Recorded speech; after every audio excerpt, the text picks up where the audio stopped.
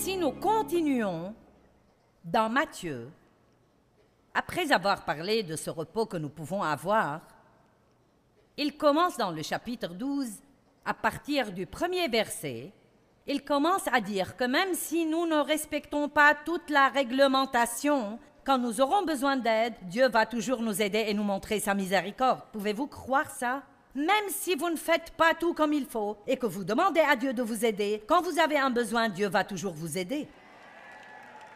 Or, cela ne signifie pas qu'il ne s'occupera pas de votre péché, mais cela signifie qu'il le mettra de côté pendant un moment, il vous aidera, puis il continuera à s'occuper de vous. Mais quand vous faites quelque chose de mauvais, vous ne devez pas vous éloigner de Dieu ou craindre qu'il ne soit fâché. Ne fuyez jamais Dieu, mais courez à lui. Et s'il vous plaît, si vous avez des ennuis en ce moment dans votre vie, et si vous nous regardez à la télé et que vous sentez que vous avez déçu Dieu et qu'il ne vous aidera pas et ne vous reprendra pas, le diable est un menteur. Vous devez dire en ce moment, Dieu, je suis vraiment désolé, j'ai gâché ma vie, aide-moi. Et croyez-moi, Dieu vous aidera. Dieu vous aidera. Amen. Donc, il dit ici, à partir du premier verset, « En ce temps-là, Jésus vint à passer à travers des champs de blé un jour de sabbat, et ses disciples eurent faim et se mirent à manger le blé.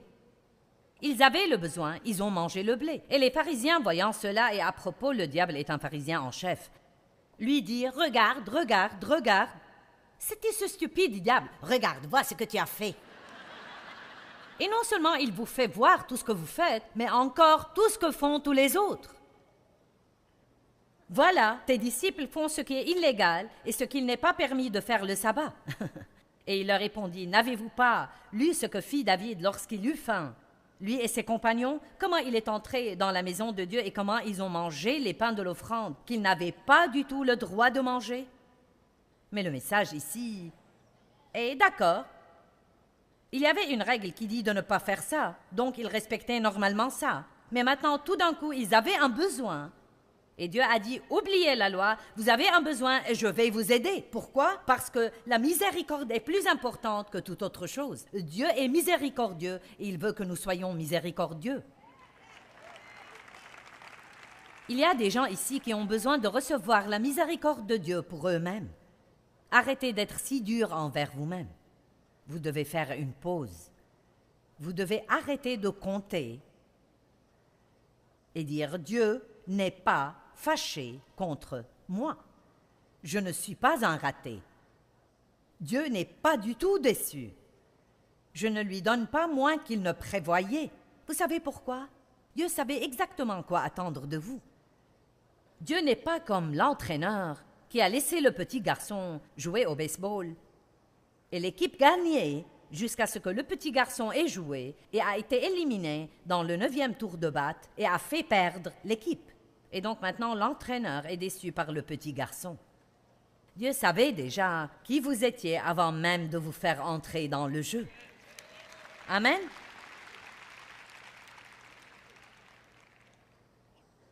Quelqu'un a l'impression de relâcher un petit peu? Dites-moi, combien de choses ne vont pas chez vous?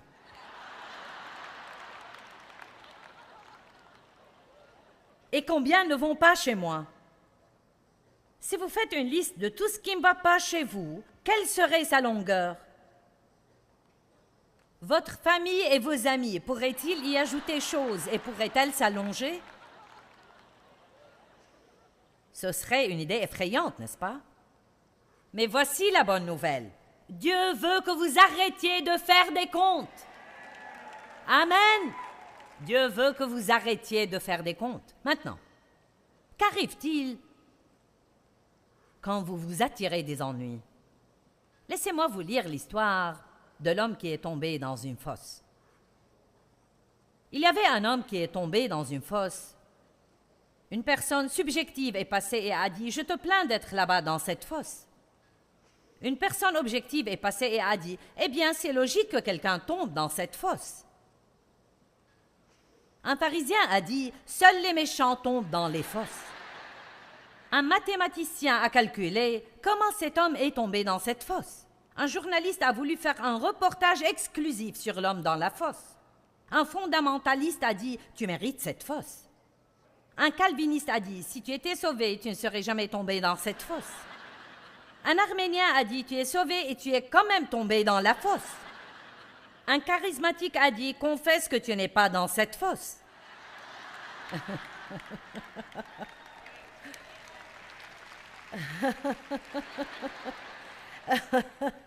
Un réaliste est passé et il a dit « Maintenant, frère, c'est une fosse ».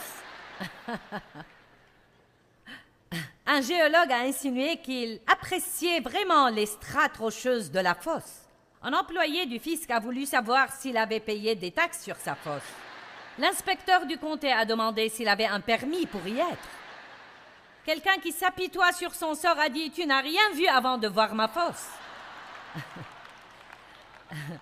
L'optimiste a dit « Ça aurait pu être pire ». Le pessimiste a dit « Ça va empirer ». Toutefois, Jésus-Christ, voyant l'homme, a tout simplement baissé le bras dans la fosse et l'en a fait sortir.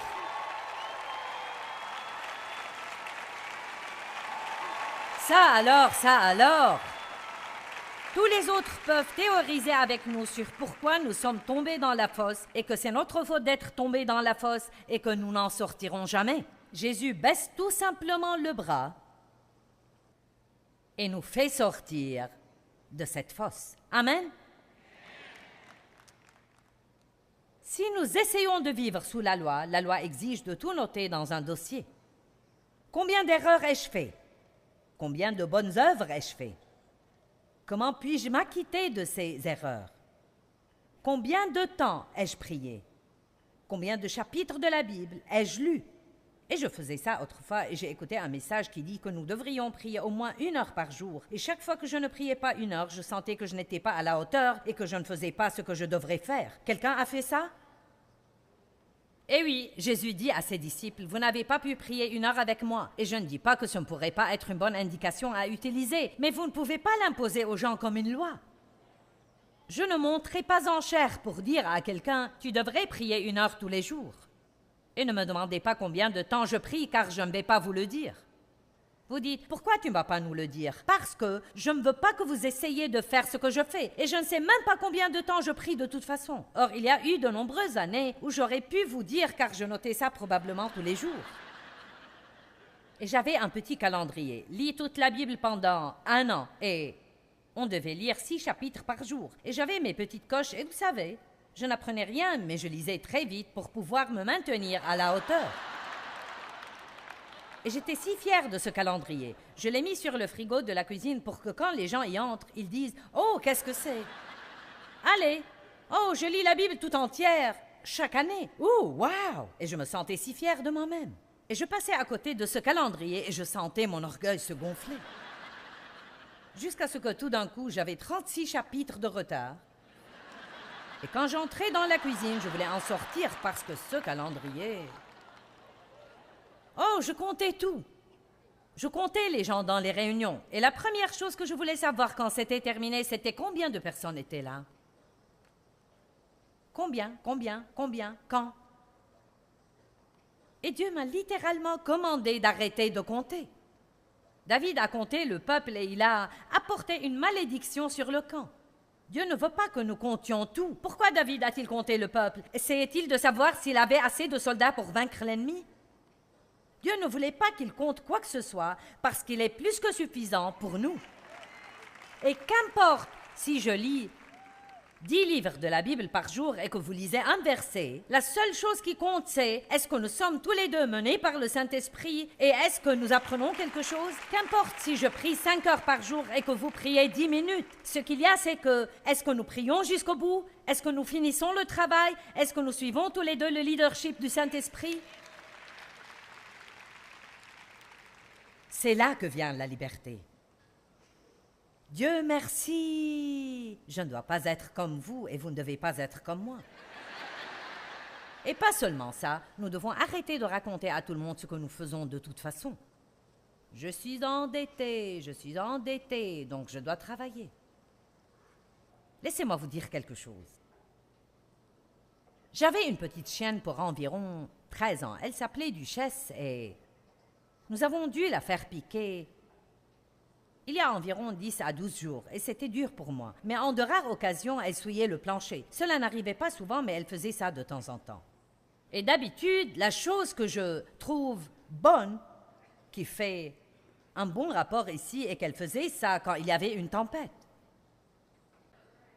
Êtes-vous avec moi?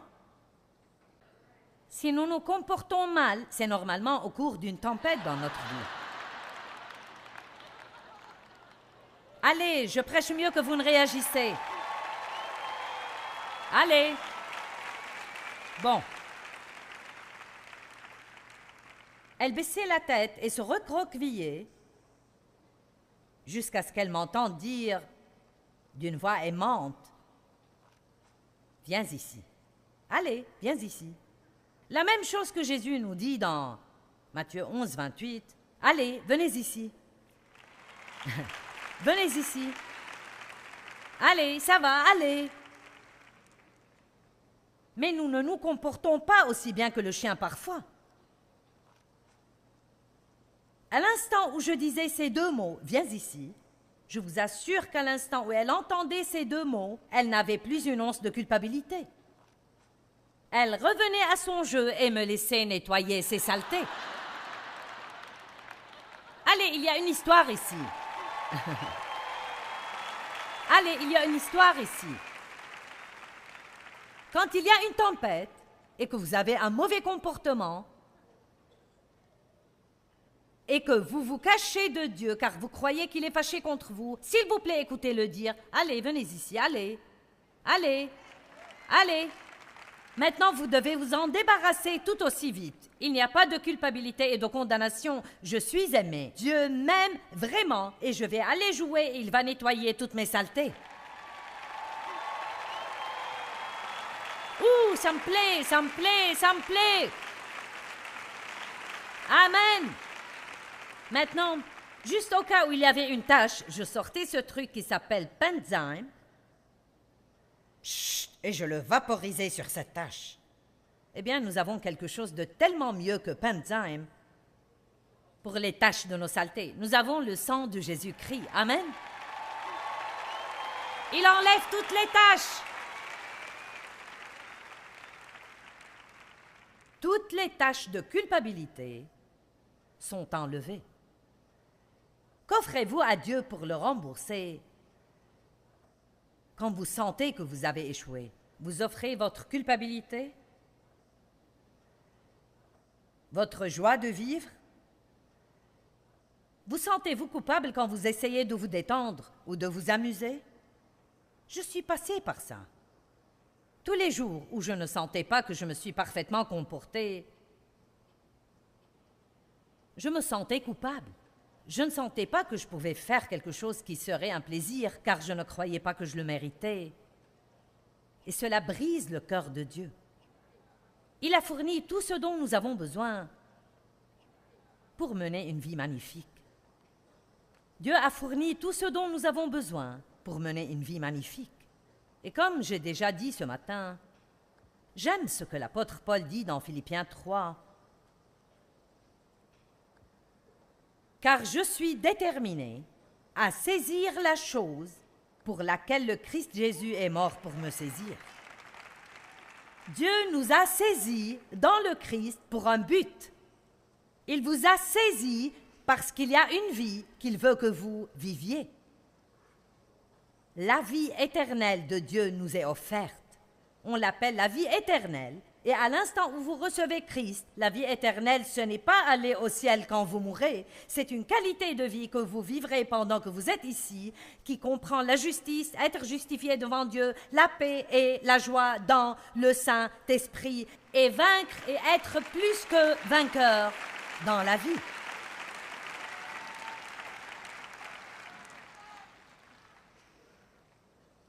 Maintenant, il y a un merveilleux exemple. Eh bien, il y a beaucoup de merveilleux exemples dans la parole de Dieu, mais je veux en partager un avec vous ce soir pour clôturer. Jacob est un exemple magnifique, étonnant de la miséricorde de Dieu.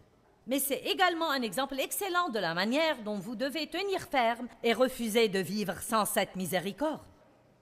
Vous devez surmonter tous les mensonges de Satan. Vous devez surmonter la culpabilité et la condamnation. Et vous devez dire, si quelqu'un peut être béni, je peux être béni, car tout le monde est un aussi grand gâchis que moi. Vous dites, oh non, tu ne comprends pas, j'ai fait des choses pires que tous les autres.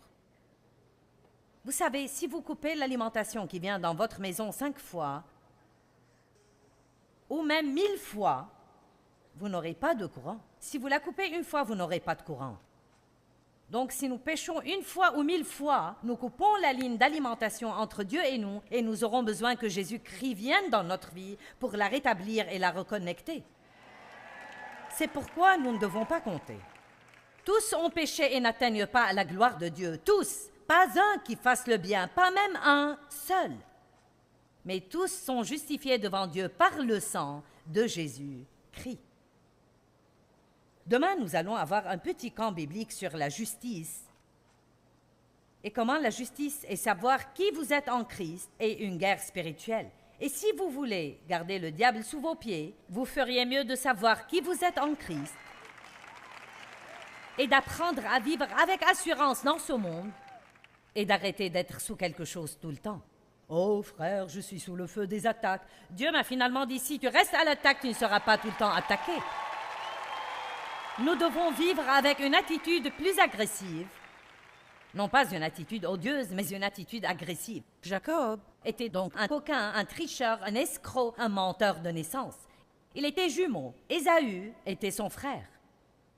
Et quand Ésaü est sorti le premier, quand Jacob est sorti du ventre de sa mère, sa main tenait fortement le talon d'Ésaü, comme si pour dire « Minute, je vais arriver avant toi, je vais être le premier ». Tout au long de la Genèse, à partir de Genèse 25 jusqu'à Genèse chapitre 32, nous voyons Jacob faire une chose stupide après l'autre. Tout ce qu'il avait, il a obtenu en fait par la tromperie et la ruse et la fraude. Il a attrapé son frère un jour quand Ésaü revint des champs et avait très faim et Jacob faisait cuire un potage. Et son frère voulait manger et il a dit « Je ne vais te le donner que si tu me vends ton droit d'aînesse ». Ésaü n'aurait pas dû faire ça. Il n'a pas respecté son droit d'aînesse par ce qu'il a fait. Et c'est peut-être pourquoi Dieu a favorisé Jacob. Mais néanmoins, Jacob n'aurait pas dû profiter de la faiblesse de son frère.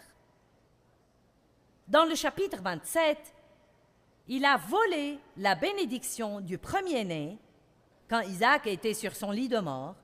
Et il a demandé de lui amener Ésaü pour qu'il prie la bénédiction sur lui. Et c'était une chose importante pour eux. Peut-être elle ne l'est pas pour nous, mais c'était la chose la plus convoitée qu'un enfant puisse obtenir. Car quand le Père priait cette bénédiction sur lui, elle ne pouvait jamais être retirée. Il l'a béni et il a été béni aux yeux de Dieu. Eh bien, Jacob et sa mère ont dupé le père dont la vue était mauvaise. Jacob a fait semblant d'être Ésaü et Isaac a prié la prière de bénédiction sur Jacob. Donc, sa bénédiction ne pouvait pas être retirée, mais il l'a obtenue par le mensonge et la tromperie et la ruse. Il n'était pas un gars sympa. Puis il a récolté ce qu'il avait semé. Il est allé travailler chez son oncle Laban et il a admiré une de ses filles, Rachel, et il a voulu l'épouser. Et Laban a dit, je te la donnerai comme épouse si tu travailles chez moi pendant 7 ans. Il a donc travaillé chez lui pendant 7 ans, et en sa nuit de noces, ils l'ont fait boire, et quand il s'est réveillé, il n'était pas avec Rachel, il était avec Léa, qui était la sœur moins préférée. Mon sang, il était exaspéré. Oh oh! Peut-être qu'il récoltait ce qu'il a semé. C'est incroyable combien de fois quelque chose comme ça nous arrive à nous, quelqu'un nous triche et nous nous mettons en colère, mais peut-être que nous récoltons quelque chose que nous avons fait à quelqu'un il y a longtemps et nous n'y avons prêté aucune attention. Non, peut-être pas, qu'importe. Pas vous, je sais, peut-être quelqu'un qui nous regarde. Il a donc dit, travaille chez moi pendant 7 nouvelles années, et je te donnerai Rachel. Il a fait ça et a finalement eu Rachel. Puis il a voulu partir et s'éloigner de son oncle. Donc il a pris tout ce qu'il avait et il est parti. Puis il a eu très peur que son frère Ésaü ne le rattrape. Et laissez-moi tout simplement dire que chaque fois que vous vivez dans la ruse et la tromperie et les mensonges, la peur va vous rattraper. Et vous allez toujours vivre dans la peur d'être attrapé. Donc, et j'adore cette partie, enfin,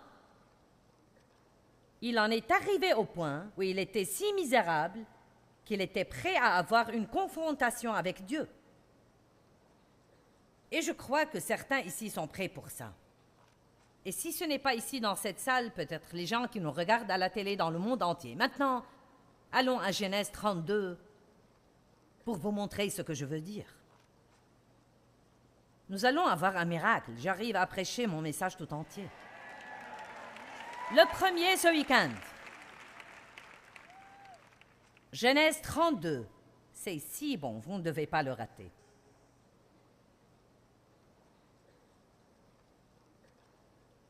Verset 22.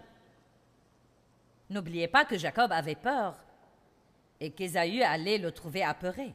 Et donc, il a rassemblé tous ses cadeaux et les a présentés à Ésaü. Et à ce moment-là, il a découvert qu'Ésaü n'était pas fâché contre lui. Mais il en est arrivé au point où il en avait assez de vivre comme il a vécu. Y a-t-il quelqu'un dans la salle ce soir qui serait peut-être prêt à dire « J'en ai assez de vivre comme j'ai vécu.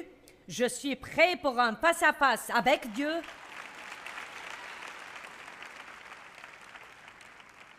Voilà donc ce qu'il a fait. Il se leva la nuit, verset 22, prit ses 2 femmes, ses 2 servantes et ses 11 enfants et passa le gué de Jabbok. Il les prit, leur fit passer le torrent et le fit passer à tout ce qui lui appartenait. Jacob demeura seul. Et un homme, H majuscule, et la note de bas de page dit qu'il était en fait une manifestation de Dieu lui-même, lutta avec lui jusqu'au lever de l'aurore. Qui a jamais eu un match de catch avec Dieu? Certains d'entre vous pourraient y être en ce moment dans votre vie. Et voyant qu'il ne pouvait pas vaincre Jacob, j'aime ces versets vraiment étonnants.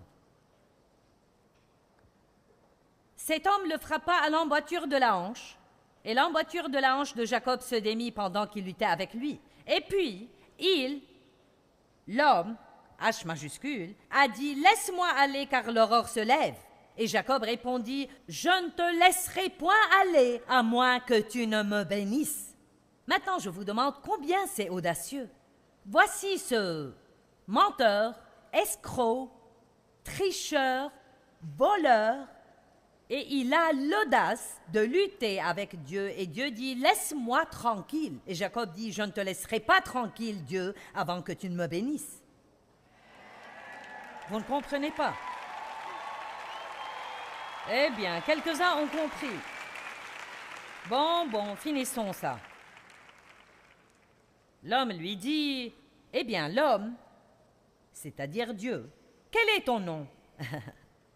Et sous le choc de la prise de conscience, chuchotant, il répondit à l'homme, Jacob. Tous savaient ce que leur nom signifiait. Son nom voulait dire évinceur, intrigant, filou, escroc. Il a lutté avec Dieu et tout d'un coup, Dieu lui a fait faire un face-à-face avec sa réalité. Donc il dit à Dieu, je ne te laisserai point aller sans que tu m'aies béni. Et Dieu lui dit, je ne peux pas te bénir avant que tu ne fasses face à ta réalité. Allez maintenant. Allez. Je ne peux pas te bénir avant que tu ne fasses face à ta réalité. Ensuite, il lui dit, verset 28, « Ton nom ne sera plus Jacob, évinceur, mais Israël, lutteur avec Dieu, car tu as lutté avec Dieu et avec des hommes, et tu as été vainqueur. » À ce moment-là, Jacob lui dit, « Je te prie, fais-moi connaître ton nom. » Et il dit, « Pourquoi demandes-tu mon nom? » Et l'homme, l'ange de Dieu, bénit Jacob là. Maintenant, attendez un peu, parce qu'il y a encore mieux. Et Jacob appela le nom du lieu Péniel, la face de Dieu, disant, « Car j'ai vu Dieu face à face, et mon âme a été sauvée et non perdue. » Et comme il passait Péniel, Le soleil se levait sur lui et il boitait à cause du coup sur sa cuisse. Et voici le tableau que je vois. Ici, ce coquin, escroc, farceur, voleur, menteur, en a eu assez de sa vie. Il a dit, je vais confronter Dieu. Il a commencé à lutter avec Dieu. Dieu, je veux que tu me bénisses. Je ne vais pas te laisser aller avant que tu ne me bénisses. Et Dieu a dit, tu dois faire face à ta réalité. C'était un genre de repentir. Et il a fait face à sa réalité. Mais Dieu lui a laissé une boiterie. Il est parti avec sa bénédiction, bien qu'il s'éloignât en boitant. Et nous avons tous une boiterie. Nous avons tous quelque chose dans notre vie qui est un peu imparfait. Mais vous savez quoi? J'ai décidé de boiter avec mes bénédictions. Je ne vais pas m'en passer. Alléluia! Allez, est-ce que vous êtes d'accord avec moi? L'amour de Dieu pour vous ne dépend pas de votre performance. Et c'est une excellente nouvelle. Donc, quelle que soit votre opinion sur vous-même, ou combien vous êtes déçu, ou combien vous êtes fâché contre vous-même, n'oubliez pas, Dieu n'est pas fâché contre vous.